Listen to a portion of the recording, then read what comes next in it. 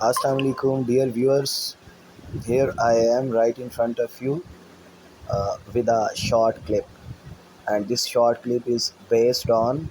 the gist in Urdu rhyme, based on the novel Nausea or Nausea by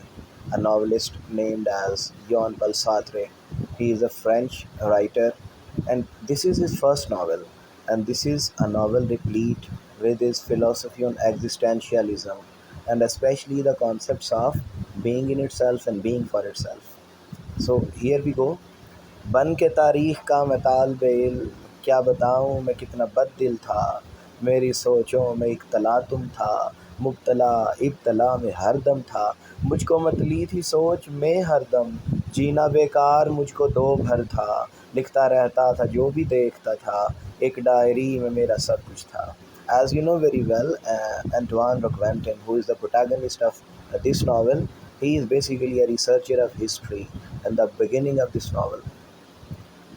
پھر میں ایک روز ایک سادھو سے ایک کیفے میں مل کے خوش ہوا تھا، اس کو انسان سے پیار تھا بے حد، علم کا وہ تو ایک سمندر تھا، وہ تھا سنتا مجھے میں بھی اس کو، سوچنا گرچہ مختلف ہی تھا، آئے افسوس کیا ہوس تھی اسے، اس نے بچہ ہی داغ ڈالا تھا، خوب تھا ہاتھ یوں کیا اس نے، ہر ایلیوژن ہی توڑ ڈالا تھا،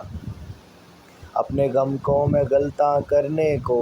اپنی عینی کو پھر سے لوٹا تھا، اس نے انکار کر دیا کہہ کر وہ نہیں تھی وہ اب میں ماضی تھا، اس نے اپنے کرایہ داروں سے عشق معیوب تھا جو کر لیا تھا،